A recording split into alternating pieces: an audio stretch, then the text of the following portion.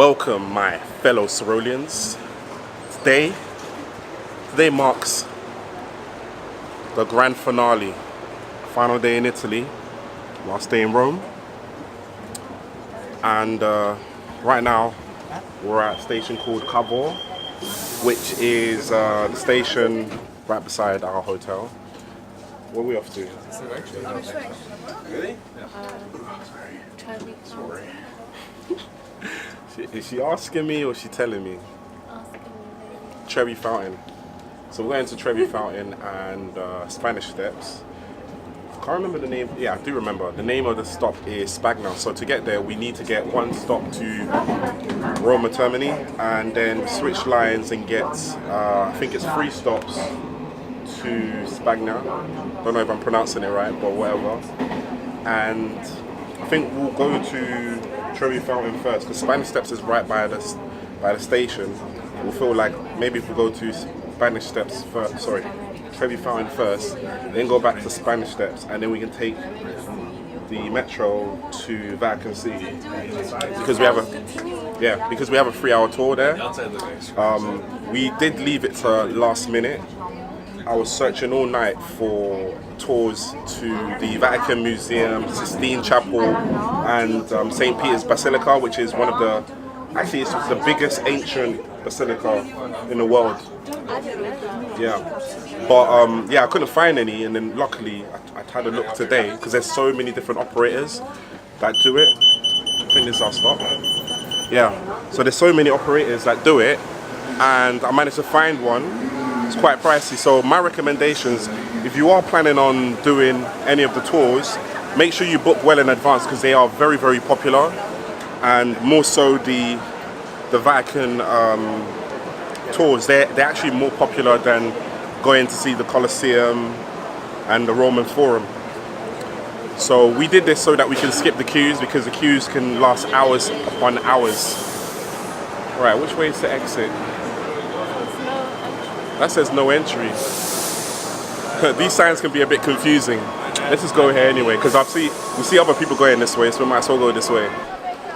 So here we are at Spagna, and as you can see behind us is Spanish Steps. We're walking in the opposite direction because we want to go to Trevi Fountain first, check that out, and if there's enough time, maybe check out Altar of the Fatherland.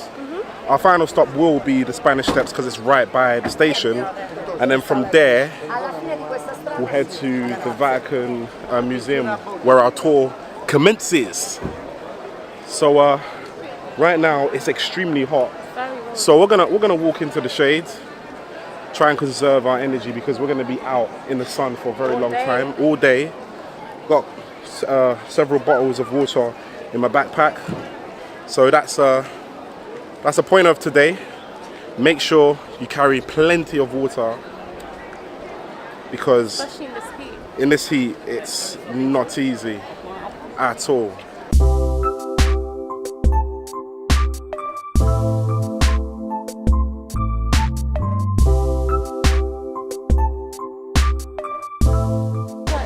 Sweating a lot.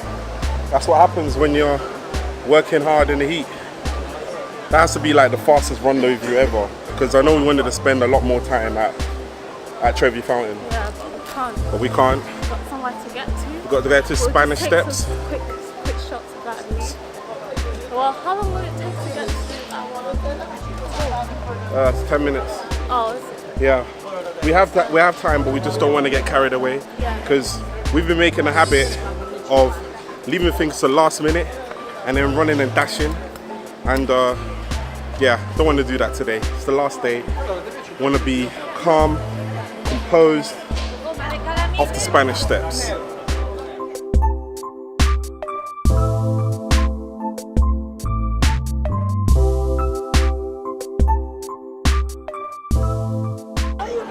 So here we are at the Spanish Steps, which is actually the widest steps in Europe.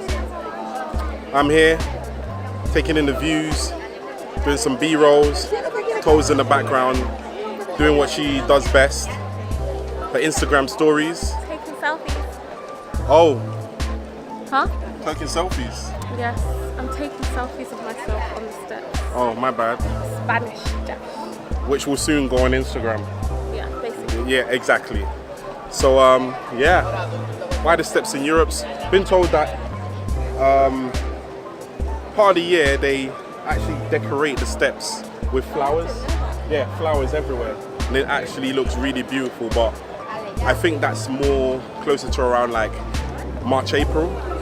It's so hot here.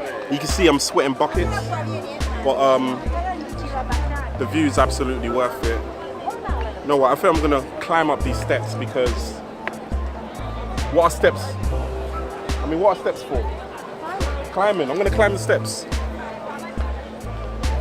I'll see you back down there. His toes doesn't like climbing, but it's something that needs to be done. The way I see it. So I can say that I've climbed the Spanish steps. You know, it's not everyone. It's not every day you get to see the Spanish steps, let alone climb it. But I didn't even know about these steps until I decided to embark on my trip to Italy. Wow, I'm only halfway up. It's very wide, as you can see. I'm not sure if you can see actually, but it is very wide indeed. Probably get some B-rolls up here as well. Wow, it is a view up here though, and I'm only halfway up. Only halfway up.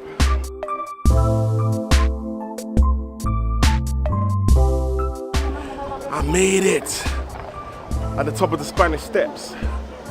Woo! Let's check out the view. Yeah, that is a sight. Alright, so I've come up and I've conquered. It's time to ascend these Spanish steps. So I go down. So much easier coming down than it is going up, isn't it? Quite a view. Oh. I feel the breeze coming down. All right. I'm sure Toes is getting worried now because it's time to leave this fabulous space. Only wish we had more time because this is not a place to be doing in a haste. It's like you just want to take it in, you just want to soak it in. It's beautiful, but it's time to go on this tour off to the Vatican. Let's go. So just arrived at the meeting point, which is Bar Lotogono right there. It's about several minutes walk away from the station, the metro station Ottaviano, and yeah, it only took about 5-7 minutes to get here, but the amount of times we've been like hounded by people asking us about Vatican tours, Vatican City, telling us no, it's this way, it's that way. Obviously we know where we're going, but they just seem so forceful and it's actually quite annoying, really. Thank you. Very, very annoying. They're just in your face constantly, trying to sell you stuff, trying to give you information and whatnot. But anyway, we're here. Got my headpiece for the guided tour. I'm looking forward to it.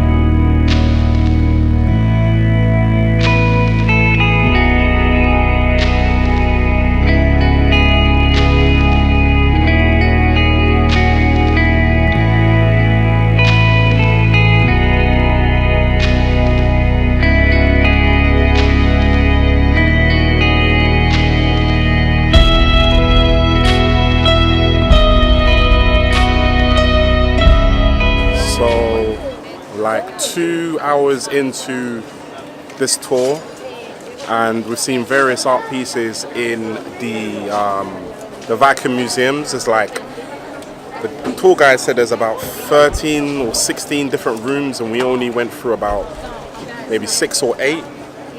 Each room massive. There's so much space. And it just felt a bit rushed. The tour felt a bit rushed because there was just so much to go through. It was immense. This one in the background is doing their snacks. Tour guide's all the way down there. Yeah, we need to go. So we just left the chapel, Sistine Chapel, and we weren't actually allowed to film in there or take pictures for that matter. So we're there about 15 minutes just taking it in. Had to be quiet actually. But my take on this tour so far, it has been good. It's been quite informative. Not as good as the Colosseum tour. I feel like the Colosseum tour was more informative. I felt that it was less rushed. And it's cheaper. This one cost us 63 euros per head.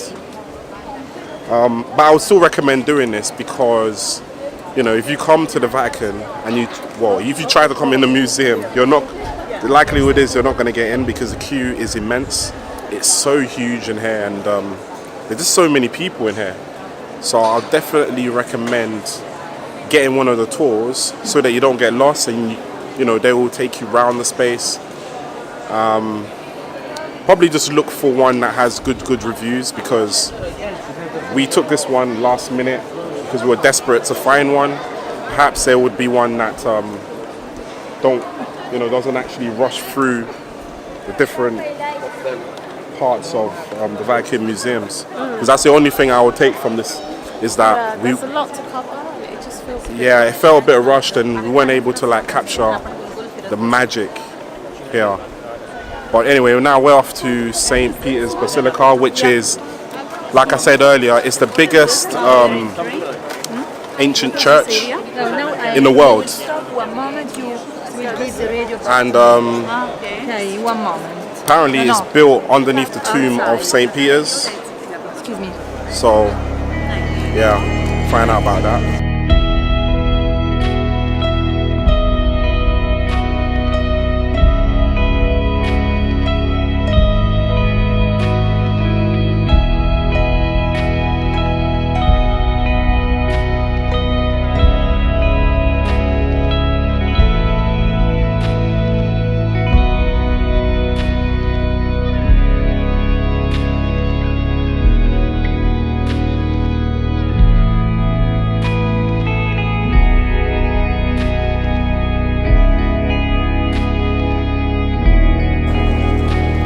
So inside St. Peter's Basilica, and as I said before, the world's largest church.